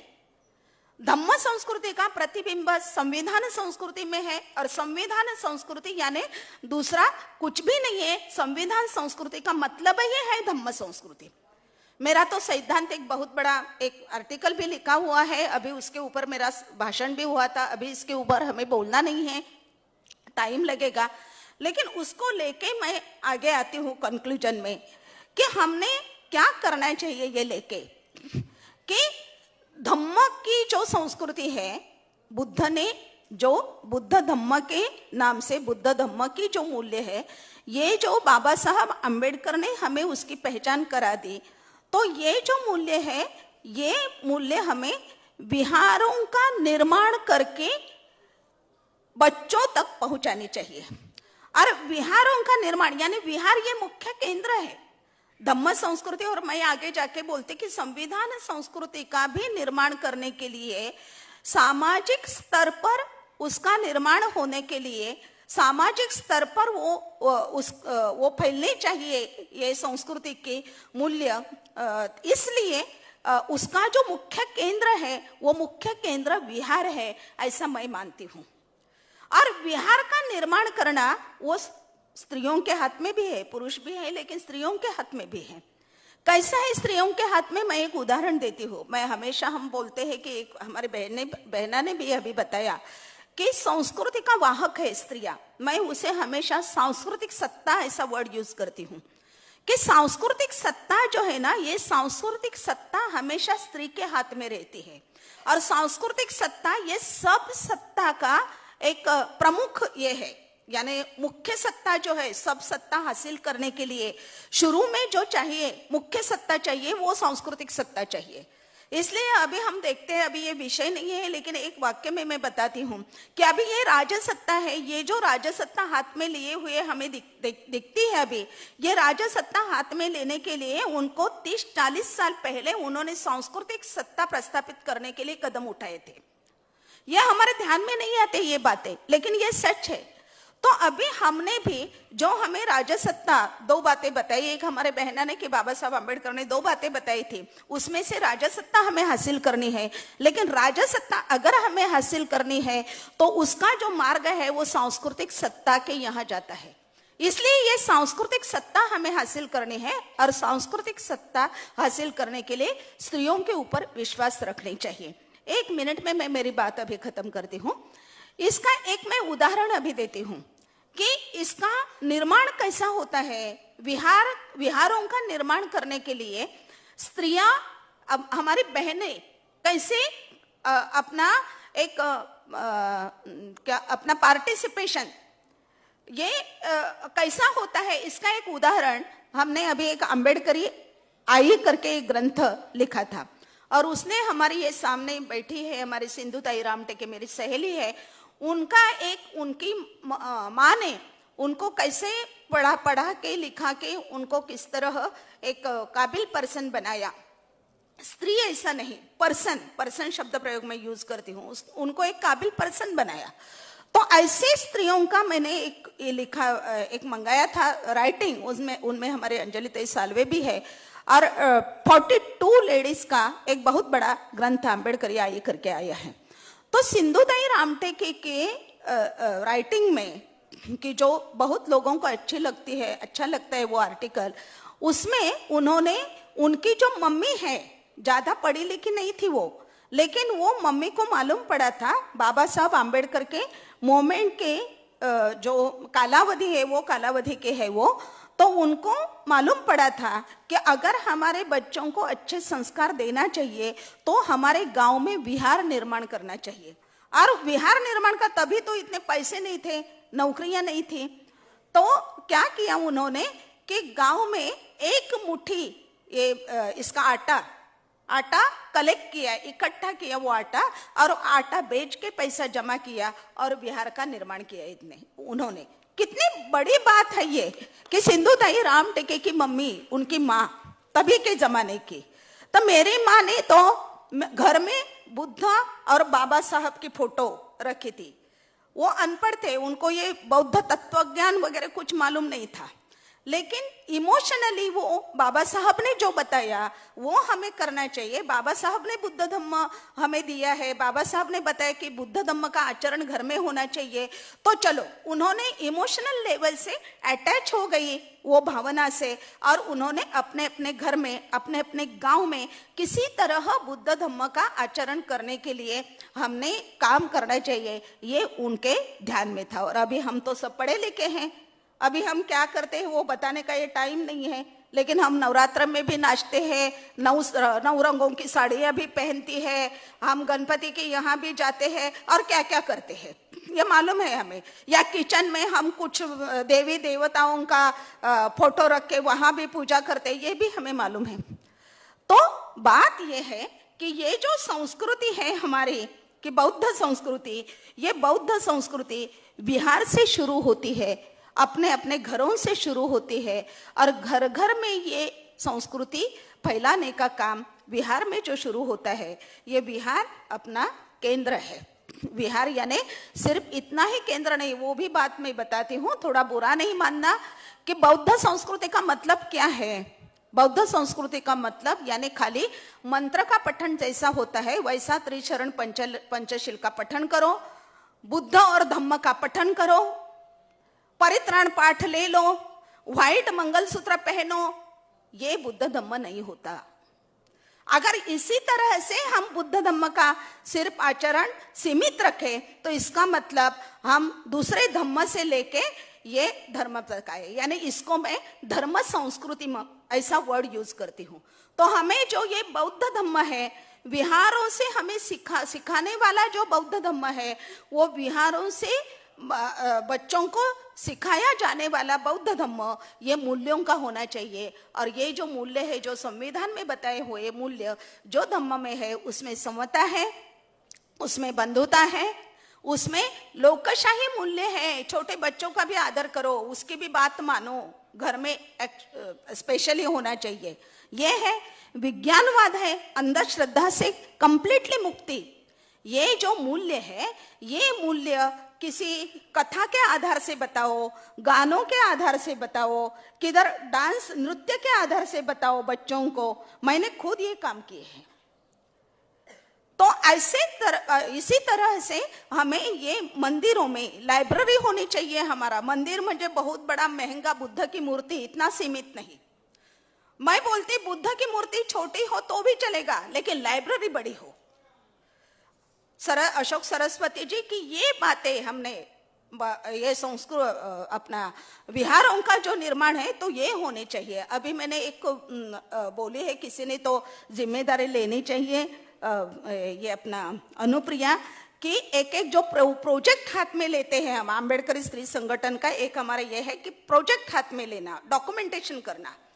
तो उसमें ये एक डॉक्यूमेंटेशन की बात बताती है। अभी जाहिर तरीके से बोल रही हूँ, कोई जिम्मेदारी लेता है तो ले लीजिए, कि जो विहार है वो विहार संस्कृति करके एक प्रोजेक्ट ले लो, गांव गांव में घूमो, विहार कैसे बने हैं उसकी हिस्ट्री ले लो, और ये विहार अभी चलते कैसे हैं उसकी भी हिस्ट्री ले लो। नहीं तो ऐसा नहीं होना चाहिए कि खेती के काम करने वाले, मेरे मायके में जो विहार बना है तो खेती में मजदूरी किए हुए मेरे बहनों ने भी पैसा दिया है, वो विहार बना है। अभी वो जो विहार बना है वो विहार में कौन क्या करता है? बच्चे लोग उधर जाके पत्ते तो नहीं खेलते, बच्चे लोग उधर जाते खेलते तो नहीं, उधर जाके कोई भिक्खू कब्जा तो नहीं करता कि ये विहार मेरा है, अभी ऐसा करके कब्जा तो नहीं करता। हमने क्या उनके निवास के लिए, भिक्खुगण है यहाँ, बुरा मत मानिए, लेकिन मैं अनुभव की बात बोल रही हूँ, कई कई विहार मिलती है। तो ऐसा भी नहीं होना चाहिए। हमारा विहार यानी हमारा क्या पुरोहित के हाथ में दिया हुआ मंदिर नहीं है, ये हमारा विहार है। ये विहार सबके लिए खुला होना चाहिए, बच्चों के लिए स्पेशली, और बच्चों को ये विहार में ये जो मूल्य है, समता, बंधुता, लोकशाही मूल्य है, विज्ञान निष्ठा ये मूल्य है, ये मूल्यों की सीख उन्हें देनी चाहिए। और इसी तरह ये जो बौद्ध संस्कृति का प्रचार प्रसार करना, ये काम हमने करना चाहिए। और एक लास्ट मैं बताती हूँ, जो अभी तक बताया उसका ही सूत्र है कि सांस्कृतिक सत्ता ये मेन है, और सांस्कृतिक सत्ता हमेशा स्त्री के हाथ में है। क्योंकि घर में क्या करना है, बच्चों को संस्कार कौन से करने हैं, पूजा पाठ करने का संस्कार है या धम्म की मूल्य बताने का संस्कार है, ये माँ डिसीजन लेती है। यानी उधर पुरुषों का कुछ नहीं चलता, स्त्रियों का ही चलता है। तो इसलिए सांस्कृतिक सत्ता की प्रमुख, ये पूरे दुनिया में देखे तो सांस्कृतिक सत्ता की प्रमुख ये स्त्री होती है। इसलिए स्त्रियों ने, यानी स्त्री मुक्ति वाले हमेशा आर्थिक सत्ता हमारे हाथ में होनी चाहिए ऐसे बोलते हैं। अरे सांस्कृतिक सत्ता आने के बाद सब अपने हाथ अपने आप आएगा, क्योंकि सांस्कृतिक सत्ता ये मेन है। हाँ, तो इसीलिए बाद में जो अपनी ये आर्थिक गुलामी है, सामाजिक गुलामी है, ये अपने आप खत्म हो जाएगी। सिर्फ सांस्कृतिक सत्ता अपने हाथ में ले लो और वो उसका सही तरीके से अपने घर में उसका बीज, क्या बोलते उसे, बीज रो, कि उसका बीज डालो। और हमारी जो आगे की पीढ़ी है, वो आगे की पीढ़ी कभी ऐसी नहीं बनेगी कि घर में खाना पकाया क्या, खाना पकाया नहीं तो अभी जाओ नहीं, ऐसी नहीं होगी। इसलिए स्त्रियों के हाथ में जो है ये करना चाहिए। हमारे अशोक सरस्वती जी ने ये जो बौद्ध संस्कृति का प्रचार प्रसार करने का हाथ काम में लिया है, तो उनके लिए एक्चुअली उनके साथ में काम करने वाली कोई लेडी चाहिए थी। मुझे भी उन्होंने बताया था, मुझे याद है उल्लासनगर में, लेकिन मेरी भी एक मर्यादा है ऐसी कि मैं राइटिंग करती हूँ और प्रबोधन करने के लिए इधर उधर घूमती रहती हूँ। सिंधुताई रामटेके, अंजलि ताई साळवे को वगैरह मालूम है। तो क्या होता, एक साथ सब काम हाथ में लिए तो एक भी काम ठीक नहीं होता। इसलिए मैंने एक मेरी मर्यादा रखी है कि मैं राइटिंग की कैपेसिटी है मुझ में, तो आगे के पीढ़ी के लिए जितना हो सके वैसा राइटिंग करके मैं रखूँ, मैं और कुछ स्त्रियों को इकट्ठा करूं, ऐसा मेरा काम मैंने शुरू किया है। और इनको ये जो विहार संस्कृति के मूवमेंट के लिए, विहार निर्माण की संस्कृति के मूवमेंट के लिए स्पेशली, उसके लिए मैं कंसंट्रेशन नहीं कर पा रही हूँ, लेकिन कोई तो वो जिम्मेदारी लेनी चाहिए। अशोक भैया के साथ साथ कोई ऐसी भी हमारी महिलाएं होनी चाहिए। अभी तो ये दिखती है, लेकिन वो जिस तरह का काम करते हैं उसी तरीके का काम करने वाली कोई तो उनके साथ में चाहिए। मैं भी देखती हूँ अशोक जी, कोई मिले तो मैं सौंप देती हूँ ये मोमेंट के लिए। हाँ, धन्यवाद और आपका सबका आभार मानती हूँ। जय संविधान, जय भीम।